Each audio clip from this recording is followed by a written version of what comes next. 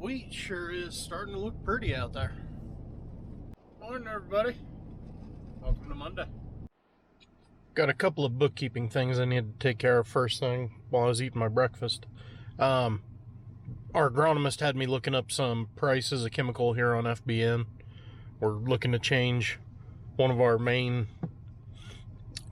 chemicals we use on corn, just because we're starting to see some resistance to that chemical. So looking at changing, what is this, a pre-emerge? Yeah, it's a chemical we put on for pre-emerge.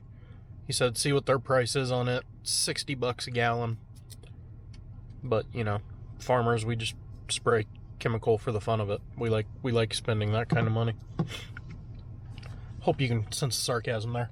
And then also finishing up our project from last week, finally, the water. So ditch rider said there's 700 shares in that ditch. Full opening is 92. So how many shares are going through a 19-inch gap?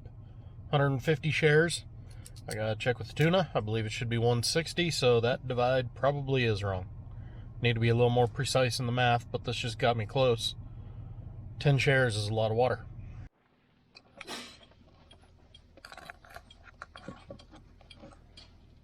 Best I can say, I don't know. So, you see what had happened was, oh man, welcome back from vacation, Bart. You got track filler taking up most of the shop, all tore apart. Now turbo to replace. So if you don't know what that is, that's the turbo on the side of an engine.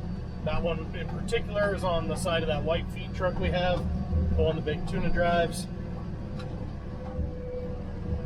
Not ideal when they shred, come apart. Basically, you gotta hope no pieces of it make it through the system and actually into the engine, because then you got big problems. So, yeah. Bart's in the process of tearing that all apart. We'll see what he finds. Oh, this loader ride's so damn rough. Either way, I'm heading to Manure. Gotta hopefully get this field done today. It's not very cold, but we'll see. Oh yeah. I wasn't really expecting any reaction out of it, but you never know. So I'm back to working on this project with the, we'll just call it dirty manure out of the lagoon, where it only tested at 50% of the nutrients that we need, so we're having to double the rate. So I finished Saturday going this way, so now I've turned and we're going this way with the other 15 ton. So by the time we put on 30 ton, we'll have the nutrients that 15 ton would have. It's not quite enough for what you want on corn. What the soil tested, we probably need closer to 20 ton, but we don't have the time or the manure, so we're going to go a little bit shorter. And we can always dribble in a little bit of fertilizer through the pivot system when we're irrigating this summer if we think it'll benefit. Usually we run out of water, so it's kind of pointless anyways. Every once in a while a chunk goes through and you can hear this engine pull. But yeah, so we are 190 ton into the second pass. We need about 450. I'm worried we're gonna be 100 ton shy. I don't know, we'll see.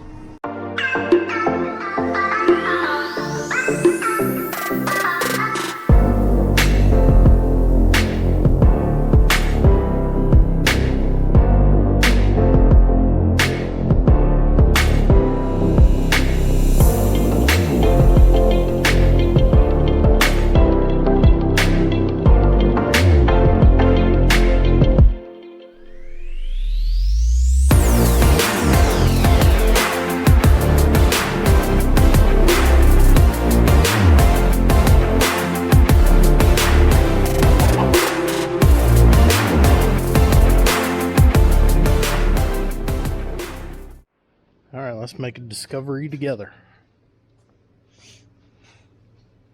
Yeah, it looks like an engine all tore apart.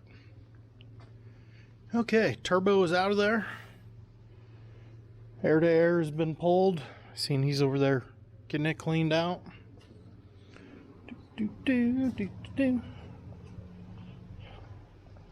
So the basic fear is any metal that left the turbo over there coming up into the air-to-air that was right here, making it through that, through the tube, coming out of the air-to-air, and then straight into the engine. That's the big fear of when your turbo does a self-delete. So unless there's a new plan, the one I heard was we got to clean the hell out of this, like clean, put it back on, throw a new turbo on it, start it up, and pray it doesn't make noise. I don't know if he's found out any more than that. That was the plan I heard when I left.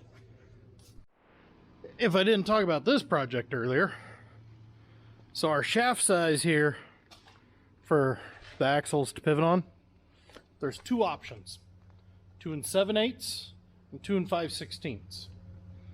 For those of you that don't know a whole lot of fractions, 7/8, 14/16, same thing.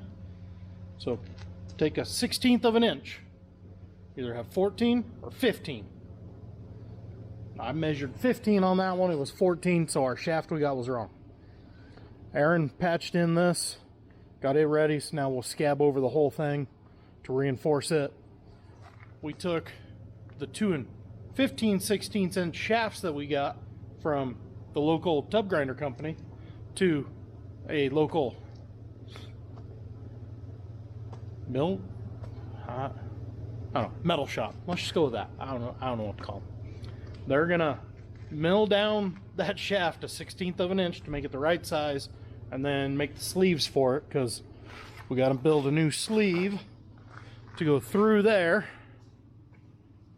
You can see the old one, unless they moved it, is right there. All right, now you're caught up on shop work.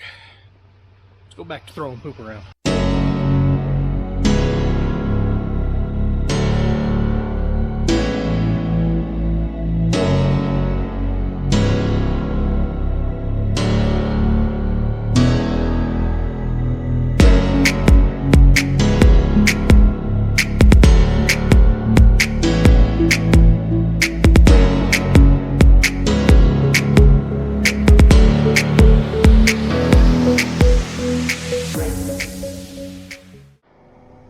Well, that'll ruin a guy's day.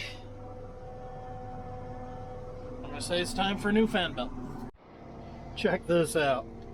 453, by the time I run out, 454 ton. And I needed 450. But, because of overlap and stuff like that, I had to stretch out this last 20 ton quite a bit. Because I wanted to make sure I got a real good coverage here where I've been loading, where the dust was wanting to blow this morning.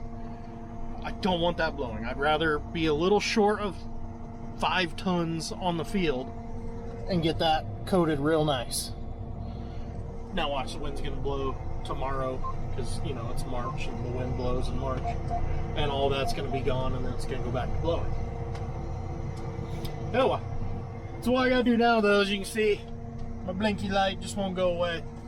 If I didn't say it earlier, so all these Deere tractors have a variable drive fan, and the way they change it is the one pulley expands and contracts to speed up the fan. It's supposed to be all about efficiency and stuff like that. The downside is about every 18 months you gotta replace the fan belt, because that constant movement and pushing and pulling on it wears the edges down. All of a sudden now it's pissed saying, hey, the fan is running way too fast. Well, that's because that belt has shrunk down enough to where it can't slow it down enough anymore. I'm not an engineer. I can't explain it any better than that. All I know, though, is eventually the fan belt will just snap, and then you're SOL. Because that's what we normally have happen. Just all of a sudden the fan belt will break. Then you got to fix it in the field. So I'm going to try and get this home real quick. See if we can't fix it today. I really probably should turn the lights on for you guys, but sorry. Truck is disassembled as it needs to be.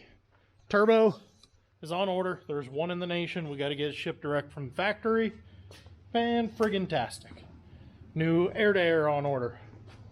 Sprayer's in the shop. It needs serviced. Can you tell we have some steering issues with this thing? Look at that tread versus that tread. It's because the steering solenoid slowly seeps, so these tires are always toe in. So this has always got extra pressure on it because it's going down the road like this, plowing. That's a problem for another day. Standstill on the track filler. Basically, nobody had time to run to the machine shop to see if they had the parts made. That's a project for tomorrow. We got the fan belt put on the manure spreader. It's at my next pile. Loader's at the next pile. Moving cattle tomorrow. Lots of other crap going on. Guys, I will catch you in the next one, whenever the hell that is. I'm going home.